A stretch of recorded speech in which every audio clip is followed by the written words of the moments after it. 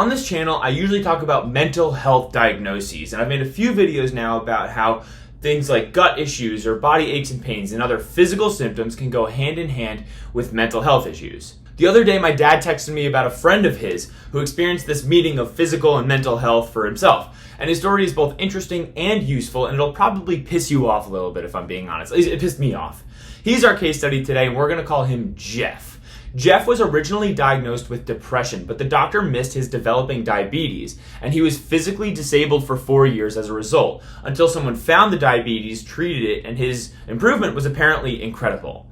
So this video is going to be about Jeff, and what his experience shows us about the relationship between diabetes and clinical depression. But also it's going to be about the idea that doctors could completely miss parts of treatment because of a thing called specialty bias, which is important for you if you're seeing a doctor right now about anything, or if you know someone seeing a doctor about anything, or you just want the info in case something comes up in the future, which it might, who knows. So let's start with diabetes and depression, and I'll draw this out so you can see it. It turns out that diabetes and depression have a bidirectional relationship. That means they both have the ability to affect each other. And so let's get a little background here.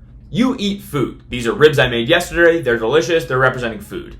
The food you eat gets digested and broken down in your stomach and intestines, which absorb the sugars in your food. We call the sugars glucose, and they puts them into your bloodstream. Then your pancreas releases a hormone called insulin, which gets the glucose from your blood to the cells, where it's used to make energy. So glucose goes from food to blood to cells with the help of insulin, eventually to energy, which of course you use every day. Diabetes happens when your body doesn't make enough insulin or when your cells aren't using that insulin properly. Without insulin, glucose stays in the bloodstream, which can cause high blood sugar or hyperglycemia. Hyper meaning more, extra, glycemia, glucose. You get it. If left untreated, hyperglycemia can lead to eye damage, nerve damage, kidney issues, and a whole lot of other stuff. It's not something you want to really have hanging out. Major depressive disorder can increase the risk of someone developing type 2 diabetes. And people who have both depression and diabetes are at higher risk of hyperglycemia and more severe complications due to the existing diabetes. But let's get back to our case study, Jeff. Here's the typical path for someone who is suffering from a mental health issue or thinks they have a mental health issue. You usually start with a primary care provider. That's the person you go to for checkups. They see everything from broken bones to cancers, everything. If they suspect you have a mental health issue, they'll sometimes give you a low dose of a basic medication, and then they'll refer you to a psychiatrist or someone who specializes in mental health. From there, you might see therapists, other psychiatrists, etc., but you're in this mental health world. And you might know the saying, to a hammer, everything looks like a nail. I'd imagine that to a psychiatrist, most things, if not everything, looks like a mental health issue. That's the world that they're in. This is actually a well-documented phenomenon. We call it specialty bias. And it's the idea that doctors are more likely to recommend treatments that they're familiar with over treatments they're not.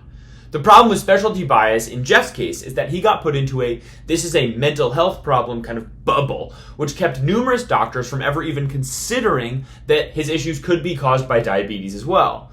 But his story gets even worse, and this is the part that really pissed me off. Eventually, it's his neurologist, his brain doctor, that realizes he has diabetes, and shout out to her for not being swayed by specialty bias. Jeff eventually tells his psychiatrist that it was diabetes causing so many of the problems for so long. And the psychiatrist's response was, "Oh yeah, I've heard of that." Checking for diabetes is a simple blood test. It's something every doctor is trained to do, but it never crossed any of Jeff's doctors' minds to do the test for years. So here's what we can learn from Jeff. First, we continue to see studies and data supporting the idea that both physical and mental health often go hand in hand, and they need to be treated simultaneously for success in many cases. Second, we learn that it's up to you, the patient, to get multiple opinions and to fight for yourself when it comes to your own treatment. I'm not saying don't trust doctors, but I am saying they can make mistakes, so do your due diligence. Jeff is an example of a person who effectively lost 4 years of his life because none of his doctors thought to do a simple blood test. So remember specialty bias when talking to any doctor. Try to get more opinions if you feel you aren't getting any better. And remember that diabetes and depression is just one example of how physical and mental health affect each other. Good luck. You got this.